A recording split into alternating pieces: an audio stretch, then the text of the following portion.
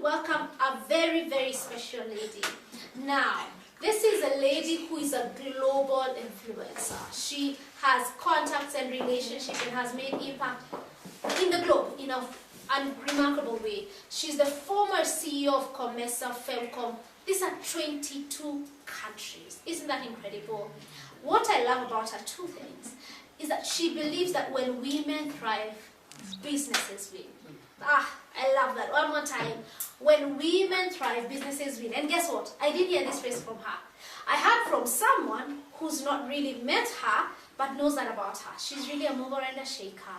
And personally, I feel she has a lot of wisdom. We're just interactive and she'll say, may I give some pointers? And the wisdom that comes from her mouth are incredible. She feels like a mother and she really gets what works in different spaces. So people, ladies and gentlemen, join me as we celebrate. We said you say it in your language. So right there, Karibu in your language and where you're from. I'd like you to join me as we welcome this incredible, incredible lady. She's been a huge part of Timeless Women's Conference, Katherine Ichoya. Karibu sana. Thank you. Madam Khan, giving honor where it is due. You're welcome. Karibu sana.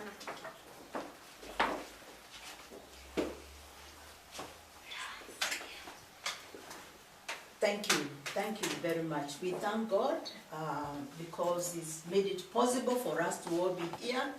But let me first and foremost say, Mulibwanji, those in Malawi, how are you? Malawi was my home for a very long time, and I must say that I want to congratulate all of you from top to bottom, but I also want to salute Ruth, Negesh, and the team from the Women in Business Institution of Comesa. Thank you, my sisters, for being there, for working closely with Nyakan, and in particular, the leadership in Malawi. I miss the champu fish from Lake Malawi, and we hope to come with Nyakan and enjoy that. We also want to encourage all the other participants from the world to actually go to Lake Malawi and actually enjoy the fish that you can be able to get from there. The women in Malawi are very good in preparing the fish. We salute you, Malawi. We love you. Nyakan, I salute you in particular because this is a very important program that you started. And in fact, having selected Malawi was really timely because one thing is that you always insisted that it was important to start with small countries like Malawi. So the choice of Malawi was key. I would like the Malawians to know that we love them so much. I would want the whole world to know that Malawi is a very important country, and the people are so loving and welcoming, and it's very, very important that we support all the Malawians during this particular period as we are navigating through a very difficult period. Thank you so much for the visit you made there, and thank you so much. We embrace Malawi. We would like to work closely with them to advance the African continental free trade area, working closely with the leadership in that country. To the other women in the world, this has been a long journey to all the women. It started with our mothers who went to the UN and they realized that it was very, very important to deal with the issues of gender. For most of us, we didn't even understand the meaning of gender. We didn't. But today, we are grateful that the continent of Africa is providing leadership at the international level. Nyakan, this is what you are doing. You are actually implementing the African Union gender parity, that policy, including all the other regional policies, and we salute you. But I want to highlight one thing which is very important. What is very important is that at this time, our women are able to have access to internet. They are able to communicate at the continental level, at the global level. And I salute all our women, including our ladies in America who have made it. We have been talking to some of them, and they know themselves, who are right now in very high positions. We salute them because it is very important for the women to know that we have all that it takes. What is the problem with us? The problem with us is our mindset. But what Nyakani are doing is unlocking that potential for us to know that we are one. We know that our women are the producers of food.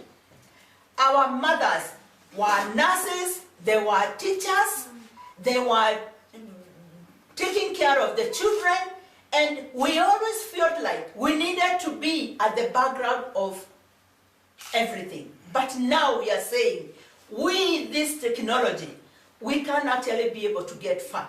My colleague, my very good friend, I would say, Ruth Negesh, would know what I'm talking about. Because, like you said, Nyakan, when we begin to think of how we are going to benefit from African continental free trade area, we are saying that the women will be able to begin to add value to their products. We are saying that that fish in Malawi is going to be exported outside. We are saying the beans, women will work together. They will have those networks. Begin to work with our women in West Africa. Prepare the materials, putting on the African attires that we have, and putting them at the global continental market. We are happy because Kenya has done very well, because they already have signed a free, trade an agreement with America. And we know many other countries have done that to be able to sell African attire out there. So this is very empowering Nyakan. To say that they can do it through this network, this is the best thing that would have happened. What stops us from doing this? It is fear of unknown.